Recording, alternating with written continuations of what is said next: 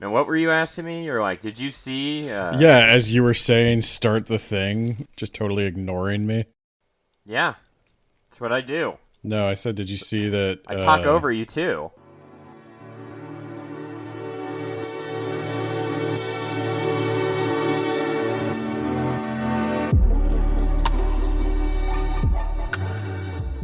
Hey everyone, it's Words About Books. This is Nate recording a new introduction to this episode because originally Ben decided it would be an awesome idea to start the episode, leave for 16 minutes, and then come back and eat on the mic.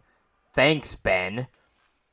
We also then got really off track and, well, no one wants to hear that. So, here we are. We're talking about Axiom's End today by Lindsey Ellis. Not going to go too much into the author. It's a book that Ben rated fairly highly, and I rated a little lower. I think when it came down to it, I gave it a 3.5 out of 5. Ben initially gave it a 5 out of 5, and because of this, we ended up recording a discussion on this book that will come out next week, where we dive deeper into that, and I challenge Ben on his rating. And then, because Ben can't let ratings go, we had to devise an entire rating system. So that's coming out soon as well, where we talk about that rating system so that it can be more helpful to you, the listener, to understand what we liked about it, what we thought was good, and what we thought was negative, and to help you determine if it's a book that you ought to pick up based on our recommendation. I'm going to stop talking, and I'm just going to let this roll. Look forward to those episodes. Oh, and follow us on Twitter, Instagram, all that fun stuff. See you later. One eternity later. We need to bring this back to the book. All right, we're 37 minutes into this recording, and we are now talking about Dick Cheney's penis.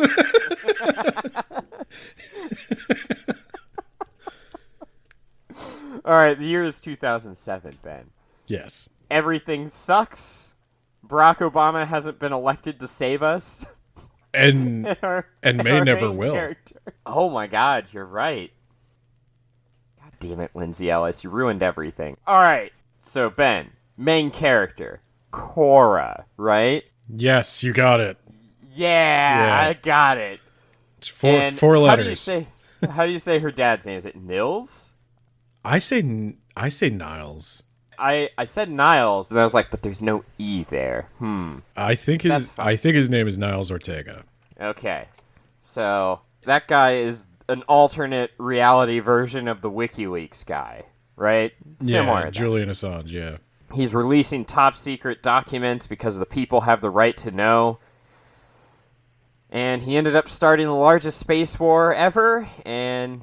Oh, wait, no, that's that other asshole. They're both awful, Ben. I think this is a great time. I think this is actually why we brought up Axiom's End, actually.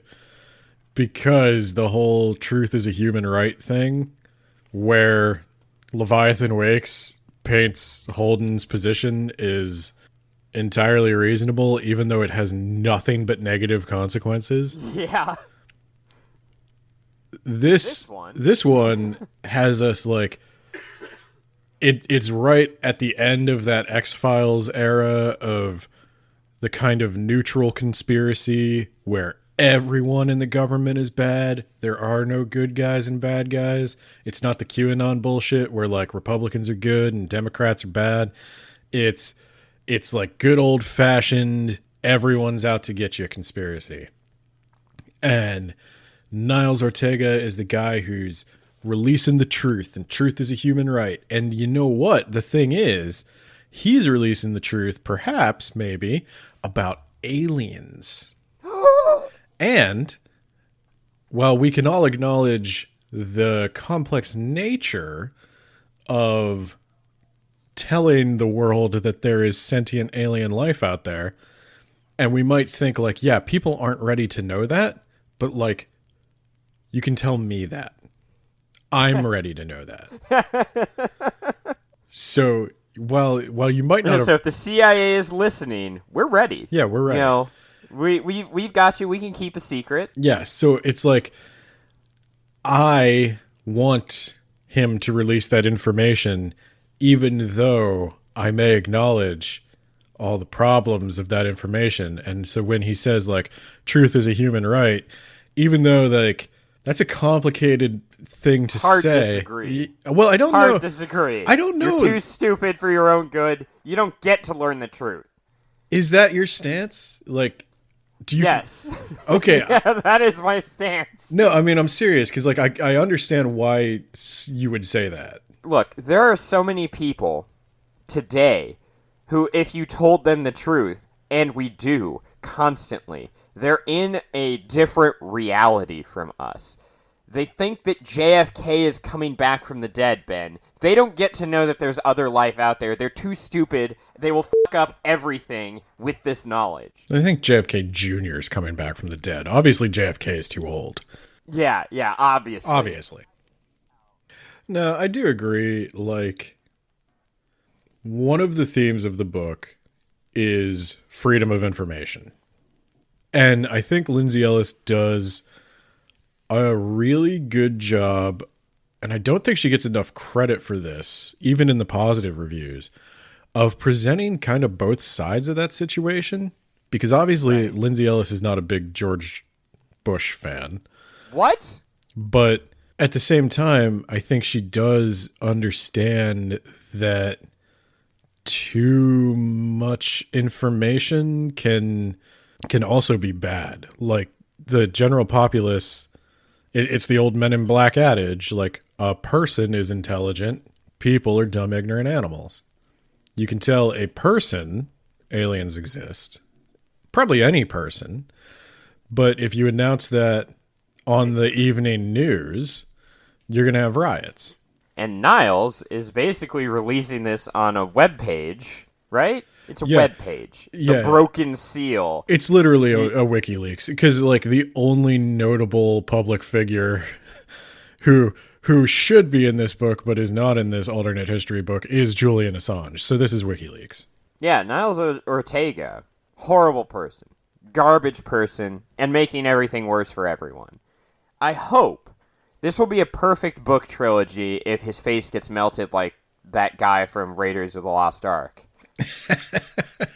You haven't even read the second book, have you? No. Oh. I don't know if I want to, because you keep doing that shit. You're like, oh, it got real dark, and I'm like, I don't know if I want. It got real dark, bro. Like, she has a big good with this book. She has a big content warning at the front that she even says is like, this is going to contain spoilers, but you might want to read it if you think you might have anything that triggers you. Because, oh boy, I was surprised. I think it's a good book. I think I also gave it 5 stars.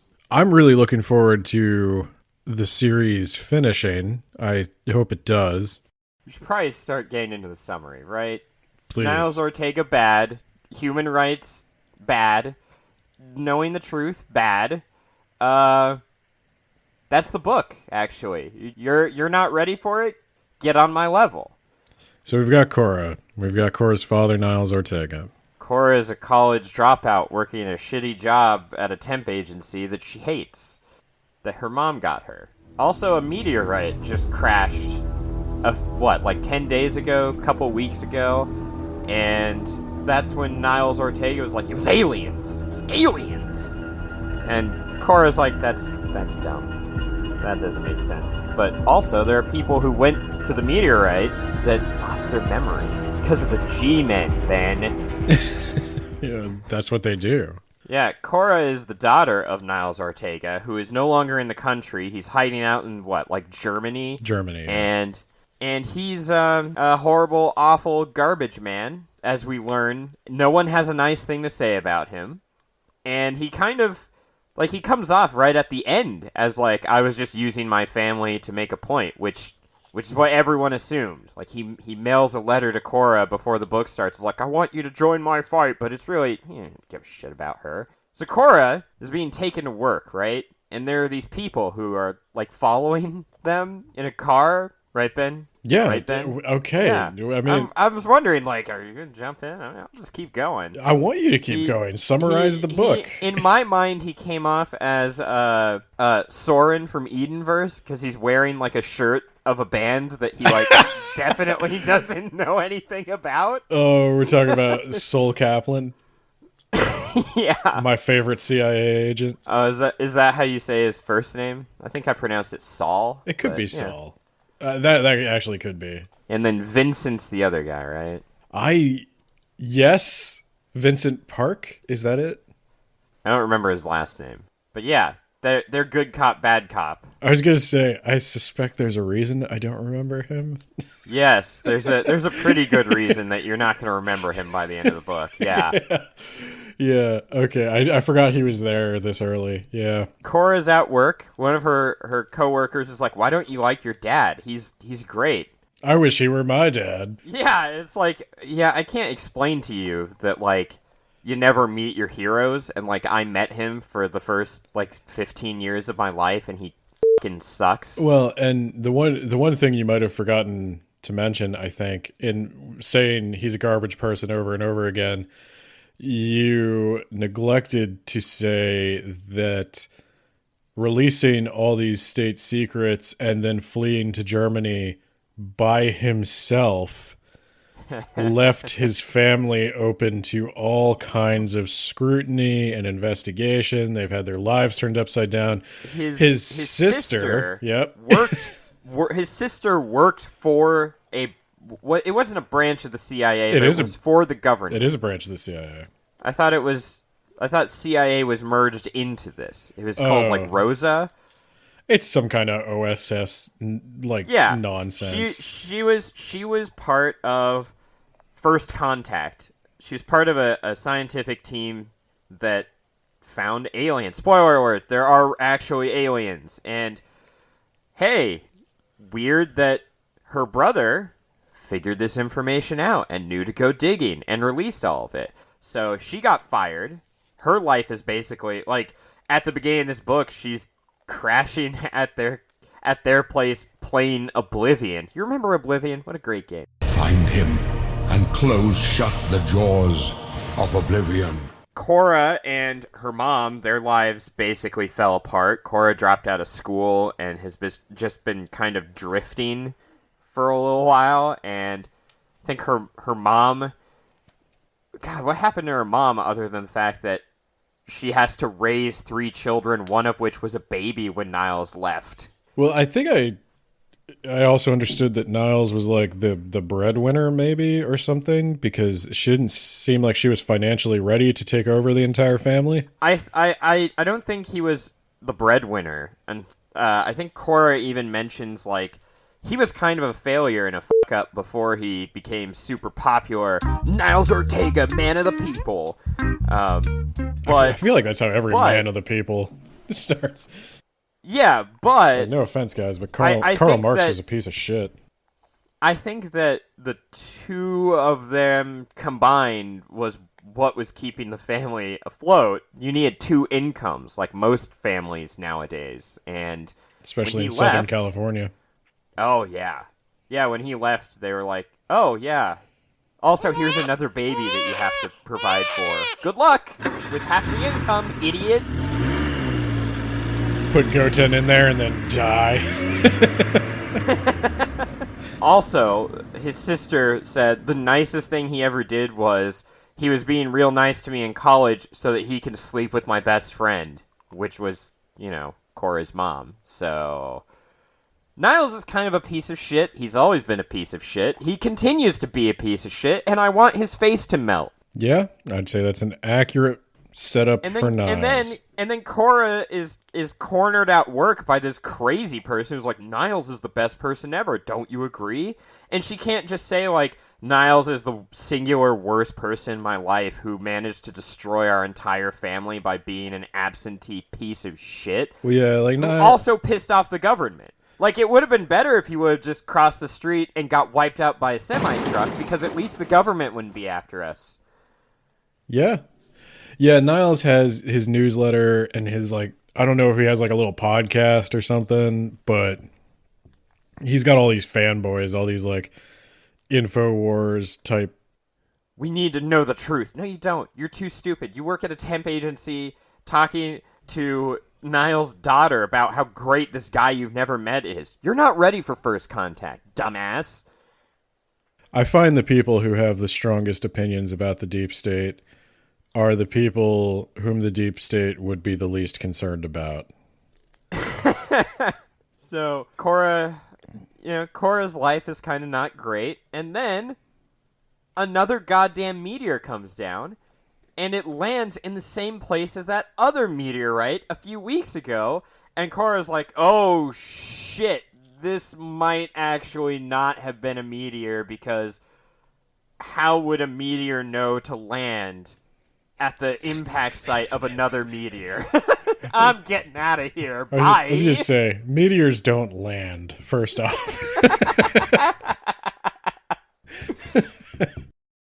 It's a type of landing. I was going to say, if a meteor falls intact, that is also a sign, but nobody knew that it was intact, so. So, yeah, she leaves work early. She also notices that those people she thought were following them, their car is parked in a parking garage across the street.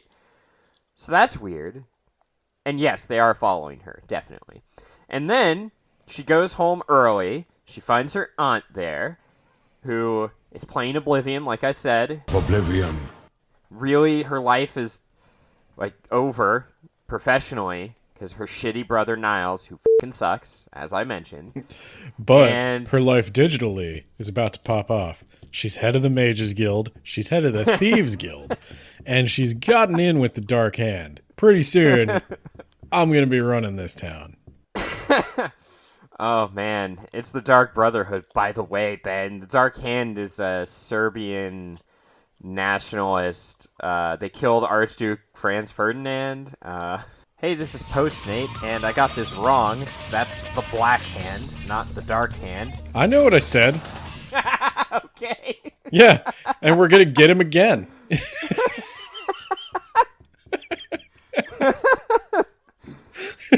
I'm head of the Mages Guild, and I gotten in with the Dark Hand. Any Archduke crosses my path, we're going to have a problem.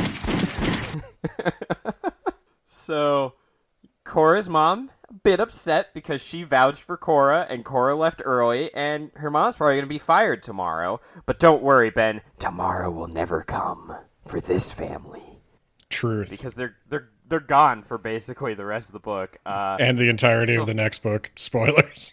Oh, okay. They don't come back.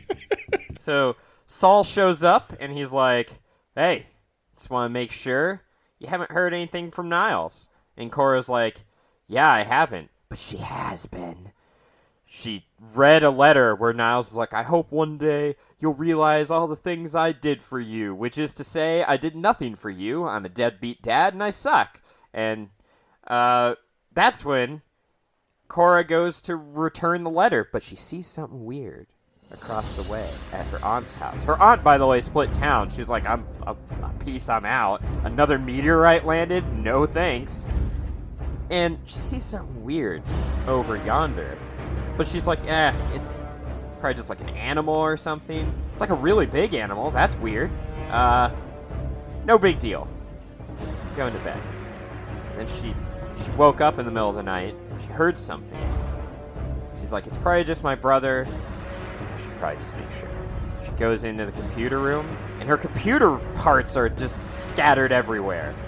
And then she's like, oh shit, that's a little weird. What the f*** is that? There's like a monster creature crouching in her living room. They all f***ing barricade themselves in the master bedroom. Her mom got drunk, by the way. It's a really happy family. And then, after they barricade themselves inside, they all pass out for a couple minutes. They like hear a voice in their head. It's really weird, Ben. It's really weird. And then, that's when the G-men show up. Grab them. Cora escapes, I remember her mom calls her and is like, hey, everything is fine. Run! Run! Run! Yeah, then there's sounds of tackling on the other end of the line. There's a struggle.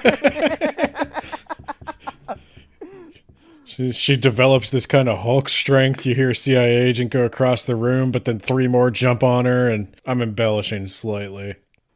So Cora decides to run and gets tackled by the big monster man and gets a syringe in the neck for her trouble. And she calls her aunt on a burner phone, and her aunt's World of Warcraft friend comes to pick her up and takes her to a secure location. But it's not secure, Ben. Because there's a giant fucking 12-foot alien who's been following her and was the one who injected her. She's trying to convince her, her aunt takes her to this secure location with all the former members of the Rosa team or whatever it's called. Mm-hmm. They're the people who made first contact. And she's like, yeah, no, I made contact with this alien who, injected eggs into my neck or something. I don't know what it was doing. And they're all like, yeah, you're fucking dumb. No, it didn't. It hasn't talked to us ever. Not that there's anything to talk to us, but theoretically speaking, if there were aliens, none of them have talked to us. Theoretically speaking, if there were aliens, we weren't cool enough for them to talk to, and so you sure as shit are not. Cora. Go sit at the nerd table, Cora. We've got important raids to plan. We're taking Molten Core down this week. So yeah, she's been exiled to the nerd loser table, which is outside in the forest. So she goes out there, and giant fucking alien, she's like, I mean you no harm, to the 12-foot tall giant monster man, and it gets her. It shoves another syringe in her face. And that's all she remembers. Next time she realizes she's hearing a voice in her ear that's telling her to do stuff, and she's just doing it. She's at the Googleplex for some reason. She's acting really strangely. She's in the same clothing she was in 4 days ago, which is all muddy and gross. So everyone's looking at her like, the hell? She's asking weird questions like, hello, I need to go to your server room. I need to meet Mr. Google himself. Hello, I need one of your human computers to do human things. I would like to check my email and pornography. And so Cora starts to break free of this mind conditioning, as it's whatever it was temporary. It started to wear off, and she's like, yeah, there's a bomb in the building. And the security officer is like, huh, you're like the third person to come in here, acting really f***ing weird. I forgot about that. Yeah, I forgot about third that. Person. So you just wait here. I'm gonna go get the cops. So Cora is like, nope. She bails out of there, and then something happens which knocks out all the power. And she's like, I'm getting the f*** out of here. This is too weird. She goes to the parking garage, and she finds the same van from before that I don't remember actually where she saw it, but maybe it was the van from... Maybe it was What's-His-Nuts van, World of Warcraft guy's van. All I know is she recognizes the van. She's like, oh, there's my ride. And she opens up the back, and there's a fucking dead alien in the back. She's like, oh, God, it's lifeless, it's not moving. I'm gonna take this. Dibs. Most relatable action she's done to me so far. That's what I would do. Yeah, dibs. Yep. So I got an alien jacks corpse. that van, and out she goes. She drives, I think she gets to Nevada or Arizona when the thing comes back to life, Ben. And it's talking to her in her ear, because it puts something in her ear. Why did you take me? Why did you take me? What are you doing? Tables a turn, bitch.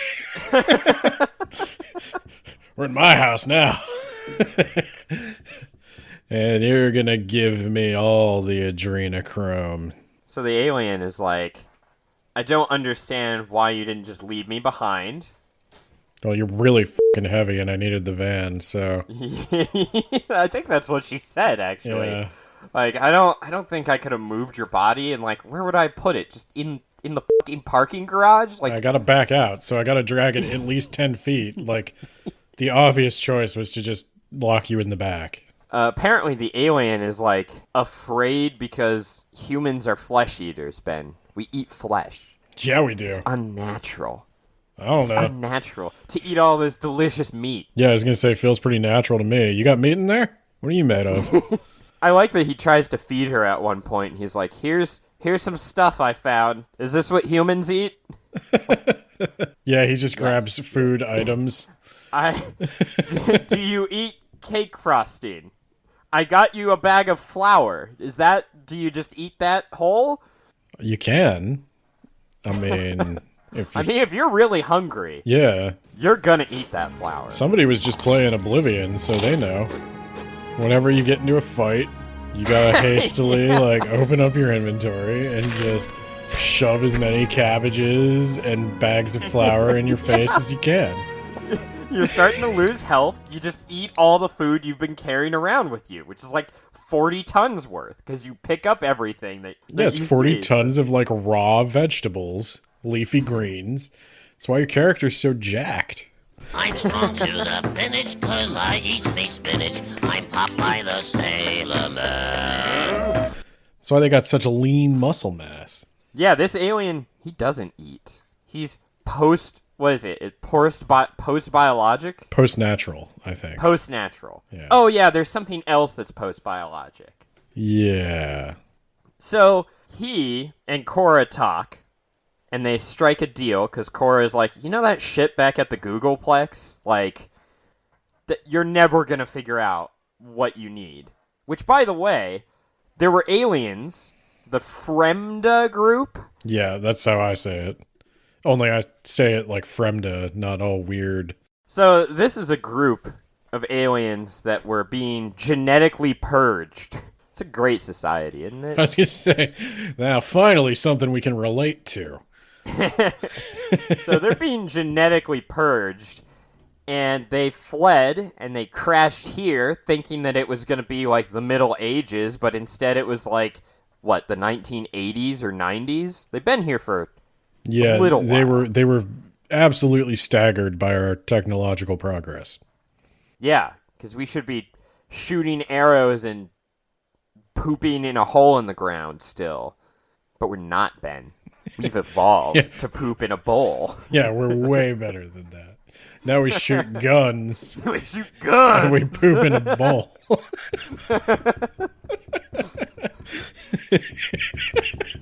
I just like how that is the best measure of, like, progress that I think I have ever heard. Is like, what are we shooting and where are we pooping? That's how I will know what age I'm in.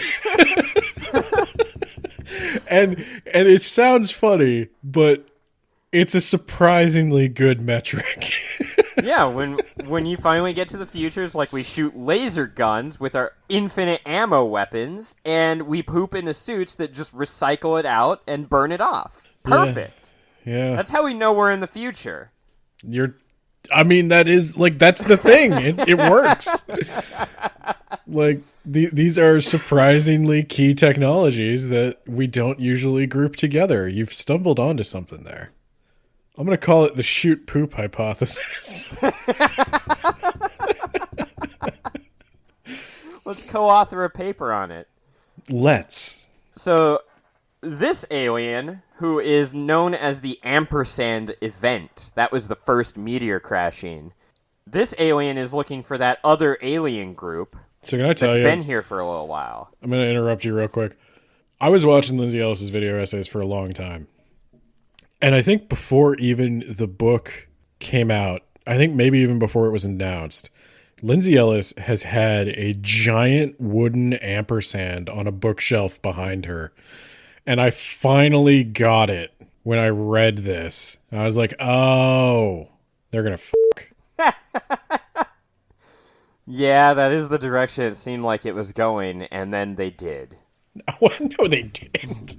They did the alien equivalent of Ben. No, they did a mind meld. they didn't. No, they did not do the alien. Oh yeah, they did. No, they did the dirty mind touch. No, I gotta really correct you on this. Stuck his brain into her brain. I gotta correct you on this because this is a point of contention in the Numina series fandom. Get the out of here. No, I'm dead serious about this because I'm invested in this now. Okay. Okay.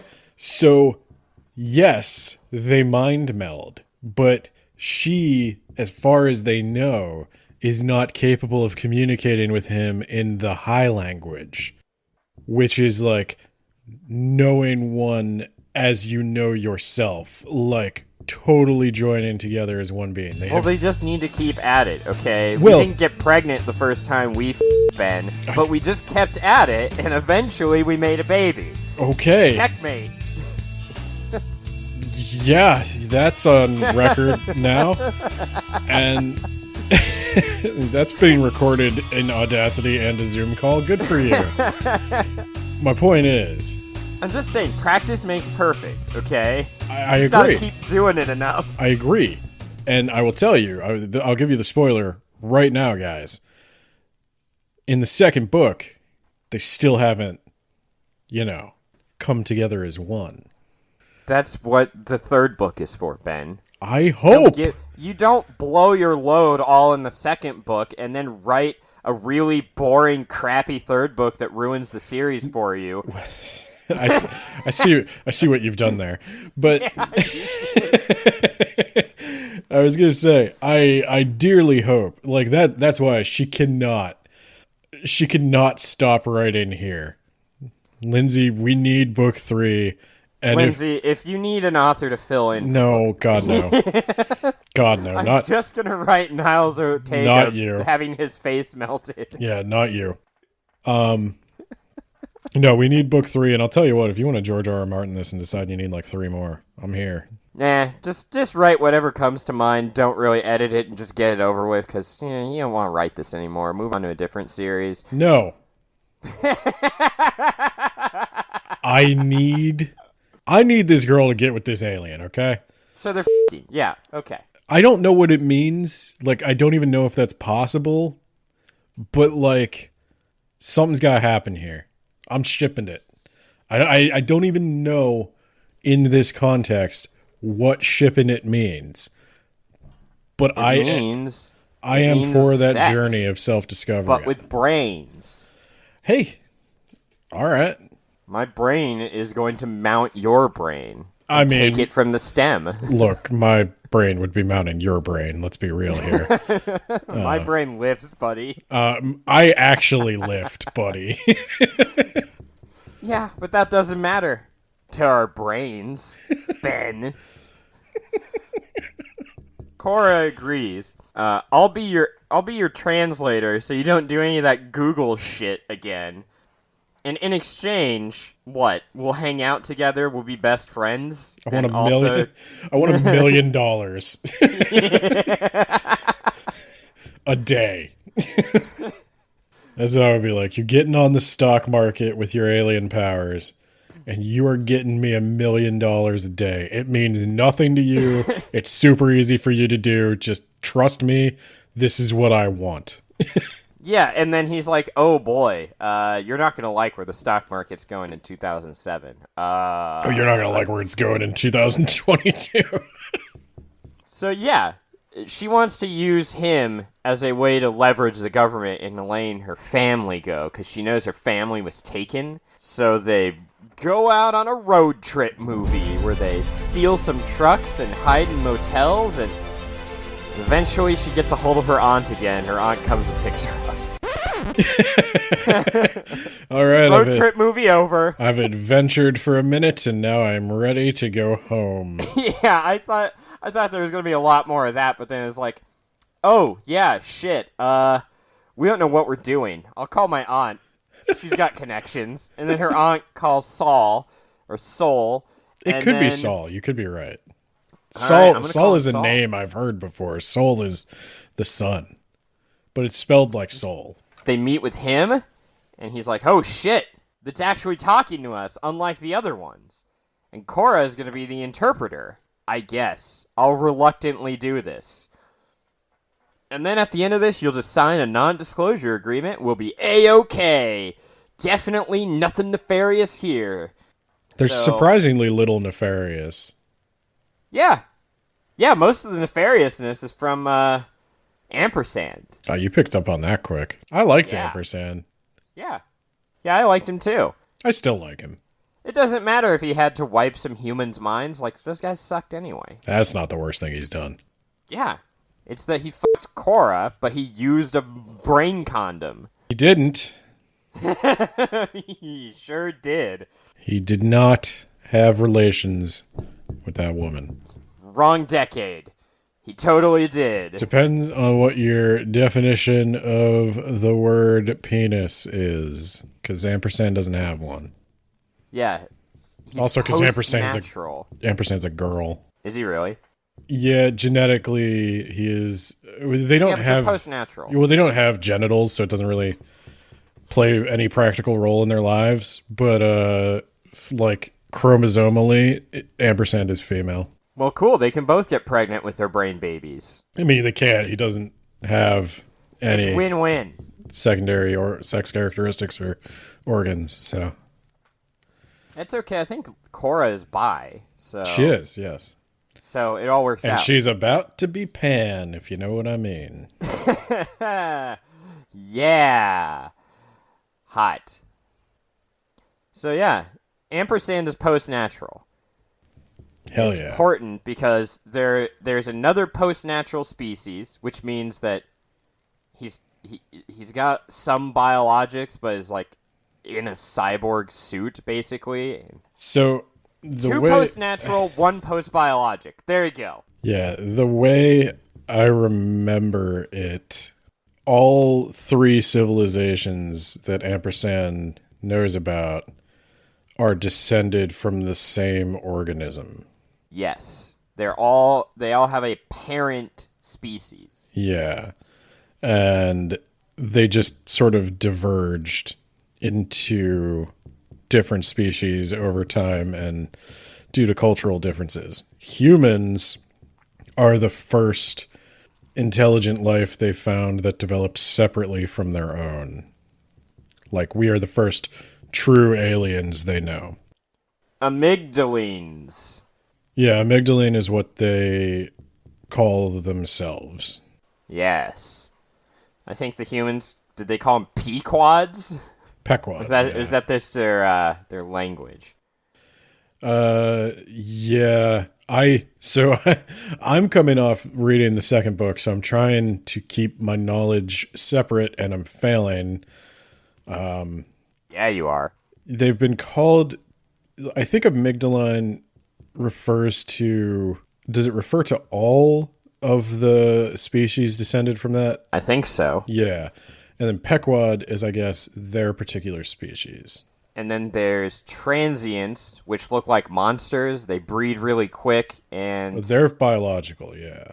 yeah, they're post-natural, but they're biological units. Yeah, and so they just, like, go from planet to planet consuming resources. So the leader of the Frenda group killed themselves at some point in the past, and Ampersand comes in, does an autopsy on it, and what it was trying to do was learn to speak. Like, it eventually decided it's gonna try and speak with the humans, and it tries to learn our language, but you know, English is garbage, right? What with all the French words that came over in the Battle of Hastings. Thanks a lot, William Dick. And so then it tried, I'm gonna do some art. I'm going to draw you two planets. Planet 1, Planet 2. It's like one planet's red, one planet looks kind of Earth-like, but not quite Earth-like, and we have no idea what this guy was trying to say. And so finally he was like, well, they can't understand me. Guess I'll Good die. GG, and then he disconnected from life. I really did forget how kind of pathetic that attempt was. Especially when Ampersand comes down, takes apart a computer, and cracks it in like 2 minutes. Well, he said he'd been cracking our language for months and months and months. He has like some algorithms. Yeah, but the Fremda group's been here for like decades. Yeah. Look, there's a reason they're on the genetic shit list, Ben.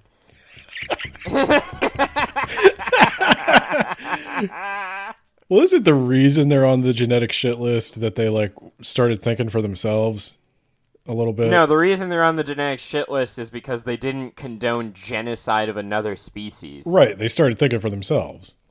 They didn't go with the consensus of the superorganism, so the superorganism was like, get out. And by get out, I mean report to the extermination chamber. So they did get out, but they didn't go to the extermination chamber, and that's why we're here. Because Obelith, is it Obelith or Obelisk? I can't remember. Obelisk, okay. Obelisk was that second meteor, and Obelisk also EMP'd the Googleplex. Obelisk is coming for Ampersand and for the Fremda group. And Obelisk is also going to figure out their language probably a little later than Ampersand will, but he'll crack it, and then he's going to get them. So Ampersand finds the group. He starts talking to their leader, whose name I forgot. It's Obelisk. Not Obelisk. Obelisk. Oh, my bad. I'm sorry. And they just debate a whole bunch on what they need to do, right?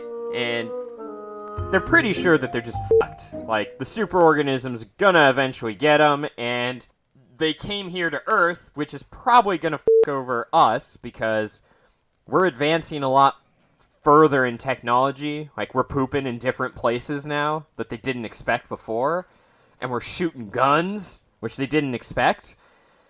Like, we're going way faster than their crappy species did. That's right, I said it. Amygdalines 0, humans 1. Okay? You give us another 100 years or so, we'll be the top of the food chain, motherfucker. We'll be the ones mounting your brain stems from behind. You know what I'm saying? We'll be pooping in the sun. We'll have a teleporter module where when we take a shit, it teleports that shit to your planet. We're gonna be what now, son? We're gonna be shooting Gaussian mind bullets out of our ass. Humanity. Goddamn right. You goddamn right. I love when you do the summary and I get to interrupt you. I see why you do this all the time. It's really fun. So most of the book is spent inside of a mountain fortress. And there's a lot of debate on what the we're going to do. And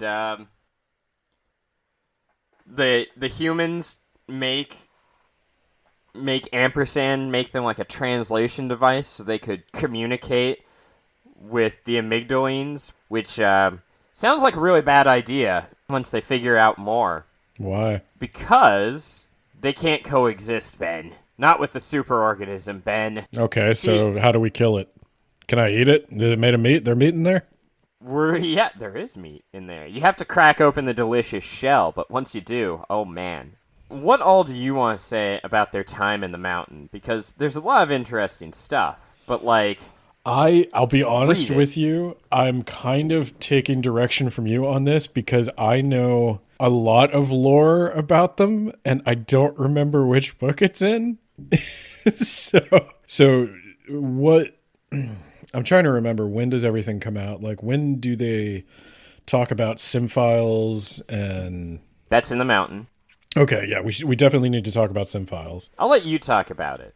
Because the amygdaline are post-natural, they don't have sex, they don't have the capacity to have sex, they don't have sex drives. Except for with their brains. But they still have a desire for... Got desires.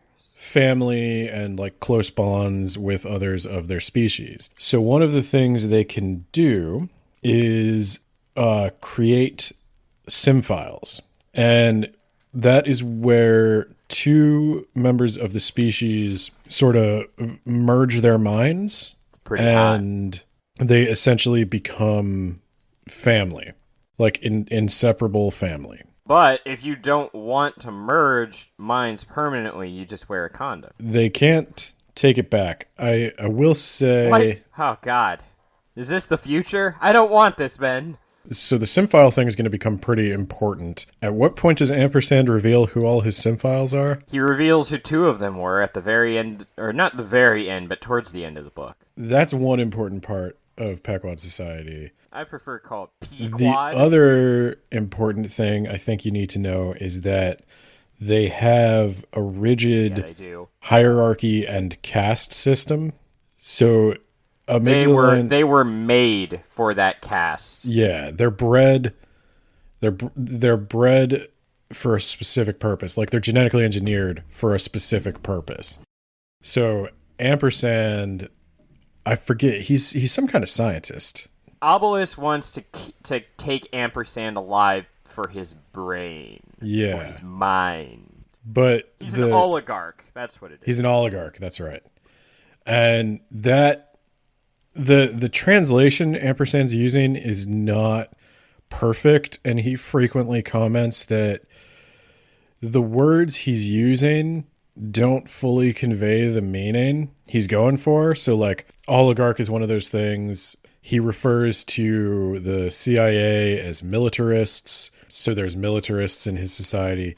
In addition to being biologically engineered for a specific task, you are also given the technological shell or body for a specific task.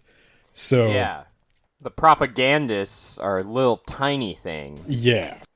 And the similars? Yeah, the similars are big. Giant hulking. They lift weights, dude. Yeah. They don't even need to because they're not biologic, but they lift weights. They're like 16 feet tall. Yeah, and Ampersand. So Ampersand is, aside from the similars of the Fremda group, Ampersand is probably the most powerful. I think they have one similar left. Yeah, I thought they had one or two. They have two. Sorry, spoilers. They have two. Whoops. Yeah, they're going to have one left. I remember that. There's another important thing that, is the whole reason for this whole thing is the Fremda group has what's called the genome, which is like this mass of tissue, it looks like. And that's Obelisk's goals are to kill the Fremda group, take Ampersand alive, and grab the genome. Yeah, the genome is the Fremda group's genetic material, basically. Like, they can use the genome to create more Fremda group members. Without that, they have no way to breed. And with no way to breed, they really have no purpose in living. They live, Yeah. They live a I know long that time. feeling, bro. Yeah, I'm sure you do. They live a long time, but they're not going to live as long as they would if they were with the superorganism. Like, they obviously don't have access to repairs or medical treatment or anything like that anymore.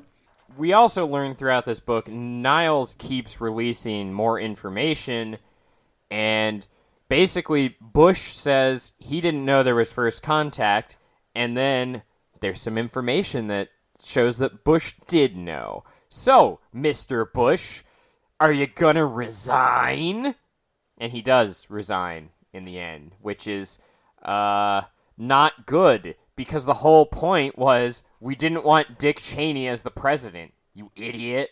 Well, yeah, Niles really wants to take down George W. Bush. I remember when you were reading this, you texted me about how You gotta take down George W. Bush. Yeah, George W. Bush was already taking himself down at this point. And also, can you imagine if George W. Bush would resign if he got caught in some sort of lie?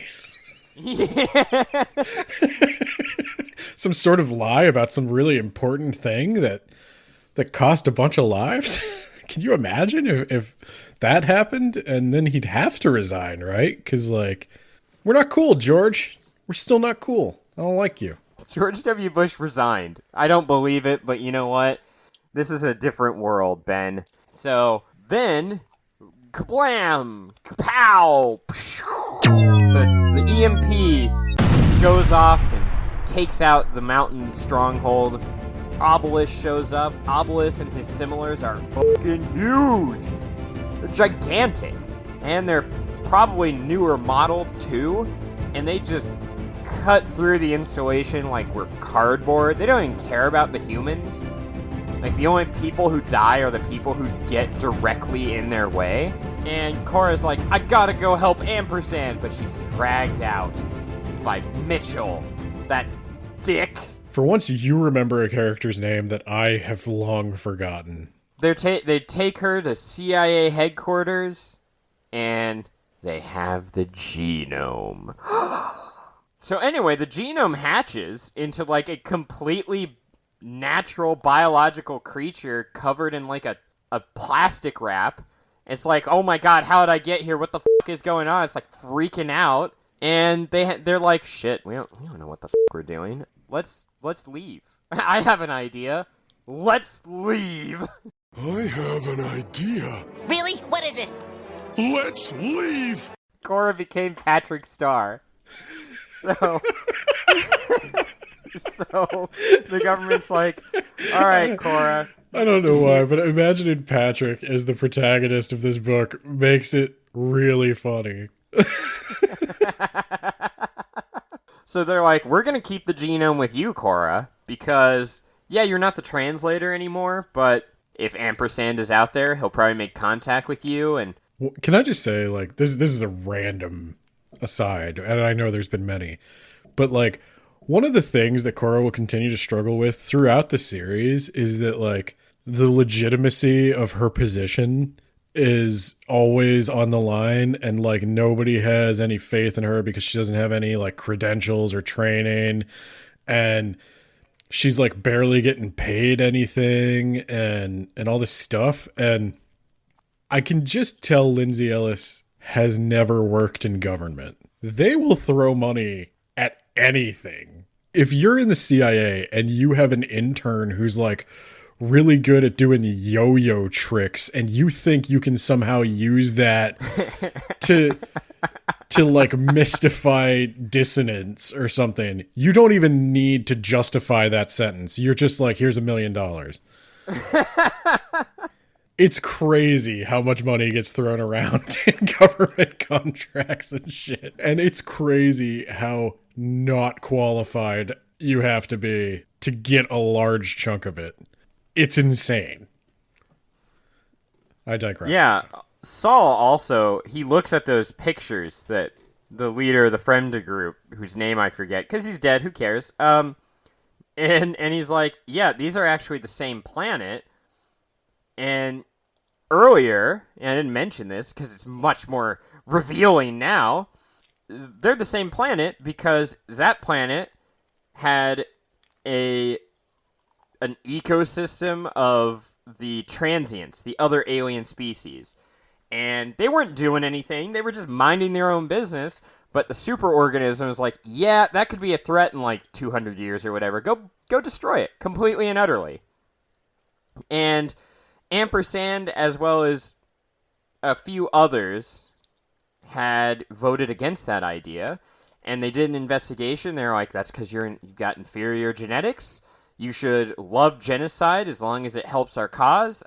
We gotta get rid of you. So, Fremda group, Ampersand is also part of that group, technically. And that's basically, Saul is like, this is some existential shit. Like, they're probably going to wipe us out because we're advancing so far, so quickly. Saul, I'm doing the biggest slow clap in the world at your revelation that now that you've understood this painting after an alien tore your mountain fortress apart, this is some existential shit. I do understand how that context may have helped provide the insight. But yeah, I will say, like, one of the things that's constantly going on in the book, I've heard people knock the writing a little bit. I think it's not fair to assume that Lindsey Ellis doesn't know that there's some contrivance going on here. She's very aware that this is similar to, like, Independence Day and Transformers and a number of those movies. That's what she likes, and it is intentional. So I'm joking that nobody could understand what this picture, like, you have the team of the smartest people in the world looking at this picture over and over, and nobody considered that possibility until one guy has a random insight at exactly the dramatic pitch moment. She knows. And So how we defeat the amygdalines is we an airplane right into their ship's asshole, and it will cause a self-destruct, and we'll win. you're not pooping on Earth if we shove that right back up there. Goddamn right.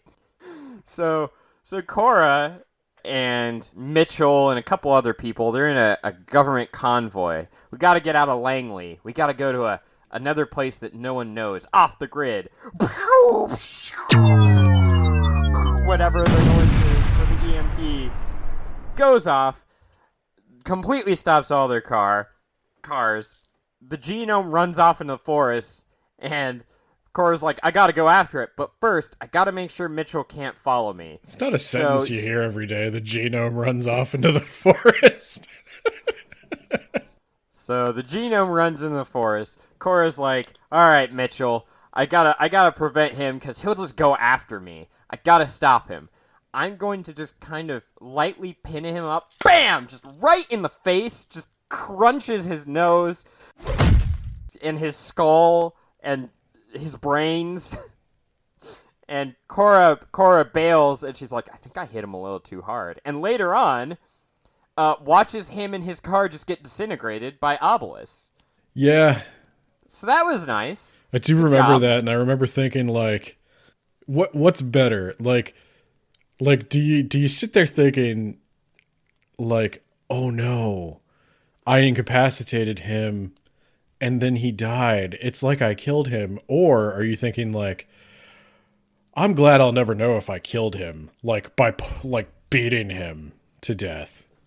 We're just gonna pretend he wasn't already dead in that car of a brain hemorrhage. Yeah, exactly. He was probably just fine. I do like, and then Obelisk got him.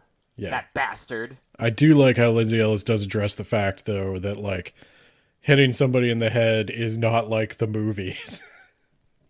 Where like a little bonk sound effect plays, and then they go to sleep for 3 hours and everybody's fine. It's like, no, you hit somebody in the skull, like, their brain will bleed and they'll probably die. Yeah, but it was Obelisk's fault. It was. I mean, that really eased the burden of my conscience. I mean, oh no, I'm responsible. Somebody just turned this murder into a manslaughter. Thank you, Obelisk. So yeah, she runs after the genome, and the genome starts to realize that Cora's not there to eat it or whatever. Genome clearly realizes Obelisk is a threat, and then I guess Cora's aunt shows up the next day. Did you did you catch what she was doing there? No, I didn't. I have no idea what you're talking about. Little Freudian slip there. They're totally different people. So her aunt shows up because Ampersand can still track where Cora is with the tracker that he shoved in her neck. Hot. And they go to the World of Warcraft buddy's place, and oh, shit, Ben. You know, I forgot to mention that Ampersand can basically teleport around the planet. That's kind of important. Yeah. She gets coordinates to where Ampersand is. She goes there. Ampersand fixes her arm up because she like tries to break into a farm and like cuts her entire arm to shreds. And he's like, hey, you need to leave now. You need to leave and you need to not come back. But she does come back. Yeah. Ampersand never had a puppy. No, because they killed all the puppies on their planet because they were afraid they one day evolve. And what might they be capable of? I know the code name for their leader. So, Ampersand and Obelisk have a little talk. Oh yeah, one of the similars in the friended group gets destroyed. That's nice. Anyway, Ampersand and Obelisk are like calling each other beloved and shit. And that's when Korra realizes they be fucking. They're sim files. Yeah. And again, beloved is another one of those words that's not perfectly translated because it's not necessarily... It both is and is more than romantic. Like, because again, they don't really have a concept of sex. So it's... I've seen it. It's like a very intense bond. That's when Obelisk and Ampersand strike a deal. Ampersand's going to find that genome, bring it back to Obelisk, and in exchange, Obelisk is going to not kill him on the spot, I guess? What a great deal. And he takes Korra as collateral. Oh no, they found out Korra was there. How could that have happened? She was hiding behind... in plain sight, actually. She said that if Obelisk turned his head like a degree to the left, he would see me. And it turns out that's what he did. He's like, oh, there's a human over there. That's when you just like try to act like you're doing human stuff. Like you just like climb a tree or something. Like, you take a shit right on the ground, that'll show him. So, it does put Korra and a few of the Fremda group into, like, stasis. So Korra awakens, just covered in urine. It's great. Awesome. And the rest of the Fremda group can't move. But Korra can. And she quickly pulls out her translating tablet and tells the similars that Obelisk is part of the Fremda group.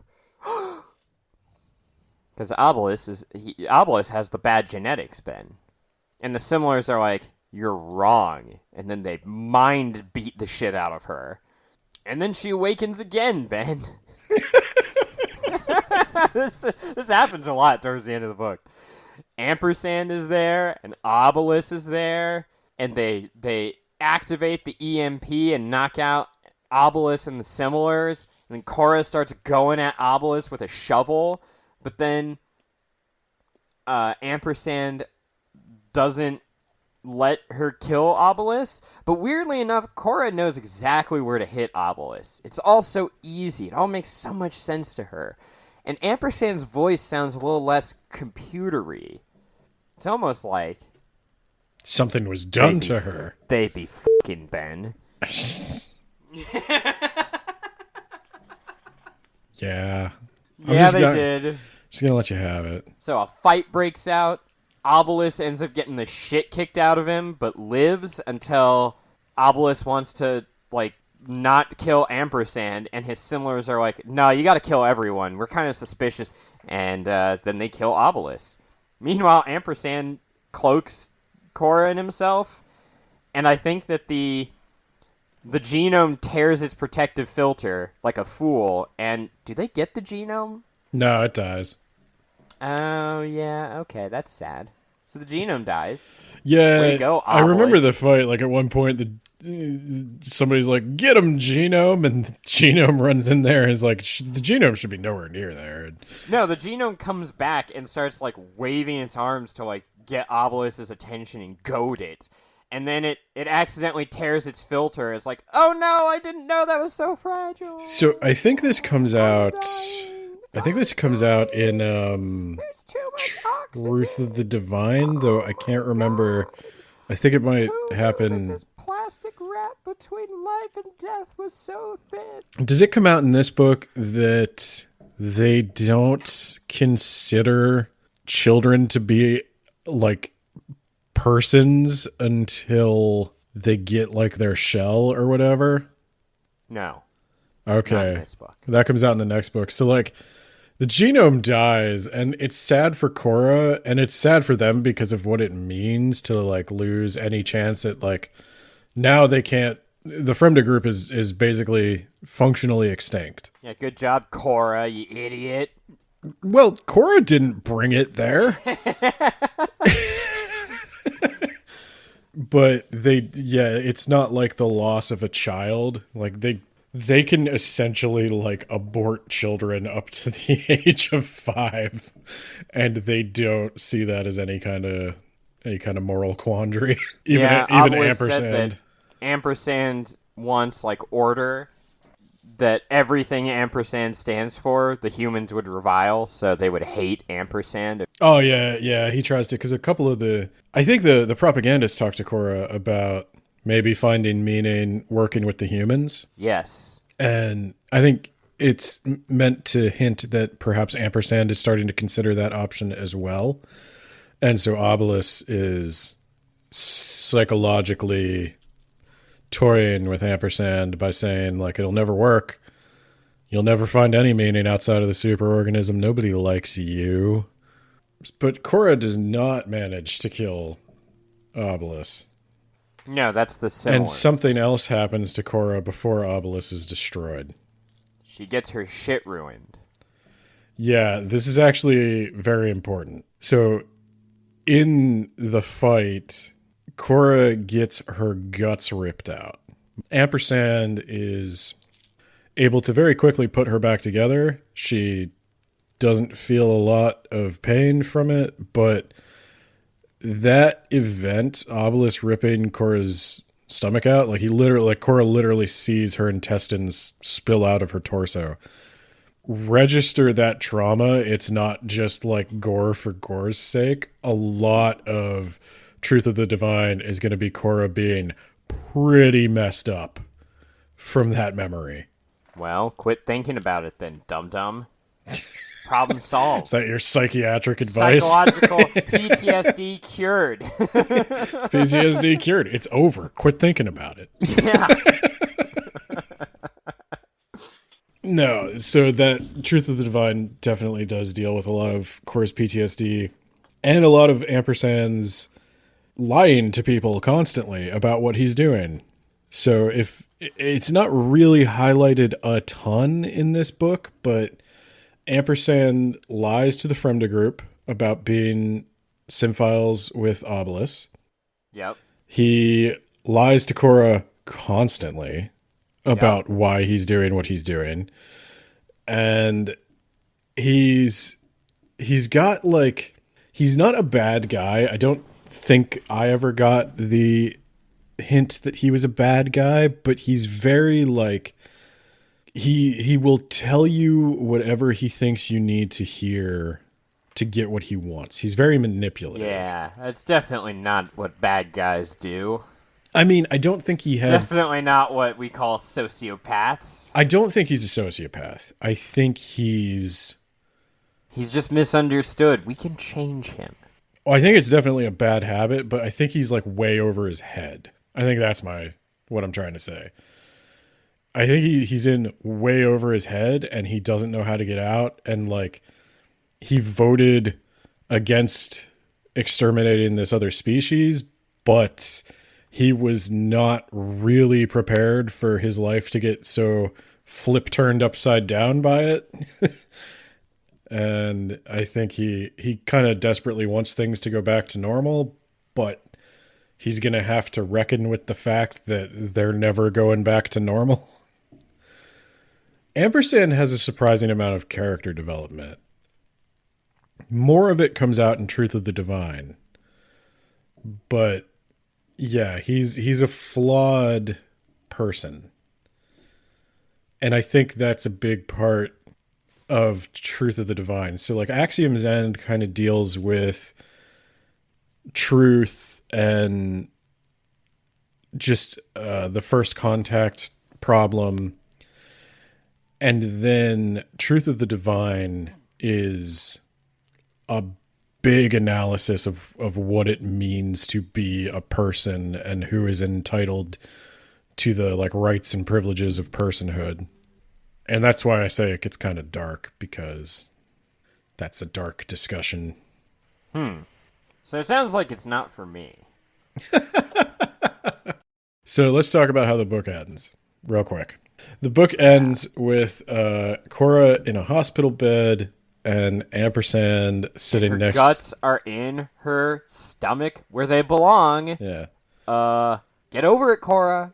Ampersand comes and sits next to her and explains. I think this the first time he explains to her that he did the bonding thing. Yep. She's like, wow, that's really weird that I can, like, hear you differently. And he's like, this shouldn't be possible. I only put the tip in. So I need you to help me remember exactly what he says at this part of the book. Does he mention anything about their bond being different from the normal bond? Yeah, they can't talk in high language. They can't use the high language, yes. Which Yet. the high language seems to be their equivalent of, like, physical intimacy. It's definitely more intimate. And he starts calling Cora beloved. Well, that's hot. Also, Cora's family gets released from prison because of Niles, of all people. The book ends there with Cora and Ampersand sort of not knowing where this is going to go, not knowing what they're going to do because there's still the impending threat of the superorganism coming, and there's really no way to defend against that. And so that's where the book ends. And then Truth of the Divine will pick up pretty much right after that, like a few weeks after that. Now, there's one other thing I wanted to mention, and that was kind of like Ampersand's death wish. So did Ampersand talk about they have predetermined times when they're going to die? Yep. And he's supposed to die with his sim files? Ha! Good luck now. Well, so that's the interesting thing, is Ampersand is kind of choosing a new path. Oh my god, he's Terminator 2ing this? He's trying something new, and it's risky, and he doesn't know if it's going to work. But it ends on a kind of hopeful note, but also kind of a somber note. Yeah. And then the next one's going to be depressing as fuck, apparently. It's a little depressing as fuck, yeah. So I guess I have a few questions for you, because I recommended it to you, and I want to know what you think. Did you like it? Yes.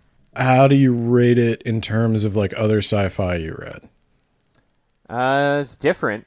It's not what I was expecting, but I don't know. I didn't know what to expect. Yeah, it's definitely not hard sci-fi. It doesn't ever cross the line into silly. It is grounded sci-fi, but there is technology in play that can't be explained. It's essentially magic. Versus Leviathan Wakes, which is meticulously researched actual physics. The only really fictional sci-fi technology there is the Epstein drive that allows them to accelerate forever. But I liked it. I'm not as big a stickler for hard science fiction.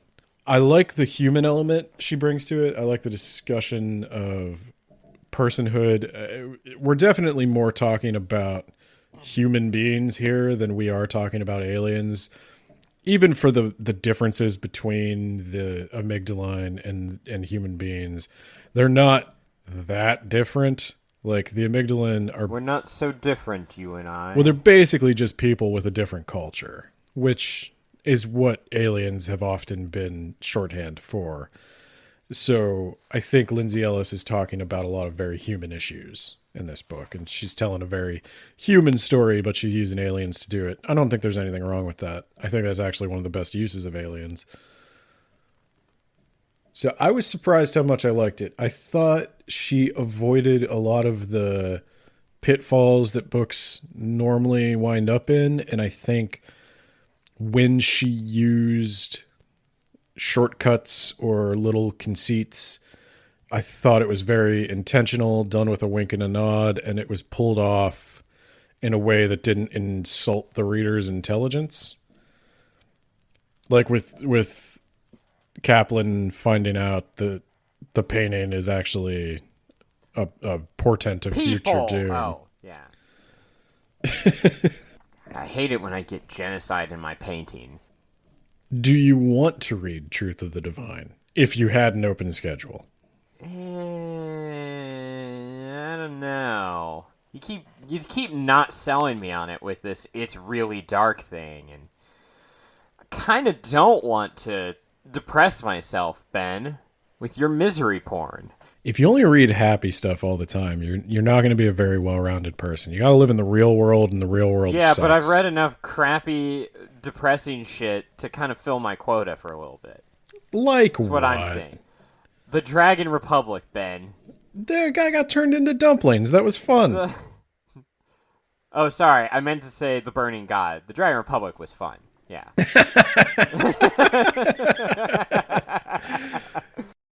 There is no sexual assault. There is a lot of discussion of suicide. There is attempted suicide. There is completed suicide. There is very realistic portrayal of PTSD and depression and a lot of mental health issues. There is... I'm not going to cover it on the podcast, but if you do decide to read along, I would say that there's depictions of trauma in a relationship. Nobody's abused, but some people would find it disturbing. I think it paints a very accurate picture of somebody going through PTSD. And I think most people will probably know if they'd find that triggering. So, as someone who... That's like my job, Ben. How are you going to sell me on just reading about more of my fucking job? So, well, one, I'd say she does a very good job conveying what it's like. So I think that's worth something, because I don't think we see mental illness depicted accurately very often in media. I think it's sometimes glamorized. This is not glamorized. I think it's sometimes simplified. This is not simplified. So I think if you are somebody dealing with mental illness, as I have done in my past, and I'm sure a bunch of people have, it's refreshing to see somebody actually take it seriously. I think it's a very good book. The main thing that I got from it was the discussion about personhood. I think it really does make you think about what it means to be a person and what rights should be accorded to a person. In the second book, I will tell you the basic plot. Truth is out. The entire world knows about aliens. What happens next? That's the Truth of the Divine's general plot. And I'll tell you, And the answer is as somebody living riots through and panic. these times, you're absolutely right. As somebody living through these times, Great. you will find it very accurate. So you're not selling me on this, Ben. Why would I want to read A, about my job, and B, about the shitty future or the shitty present that we live in? Because I think reading fiction that accurately captures reality allows us to think about it.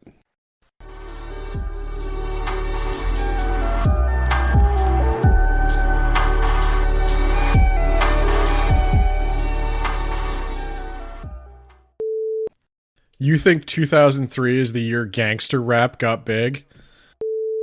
Don't tell me Tom Bombadil hasn't experimented with the Willow, okay? You know, you can joke about Dune, okay? Because Frank Herbert, And I do. Frank Herbert does a lot of weird sex shit. But you do not joke about Tom Bombadil and Old Man Willow.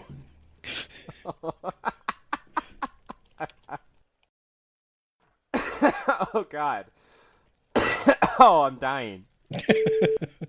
Thank you, Ben, for eating directly into your mic. I know that we got up kind of early, but not really, to record this, and that you didn't have, like, for example, a 14-minute span of time where you weren't on the mic that you could easily have eaten your sandwich. Oh, wait! You did have that! Dick?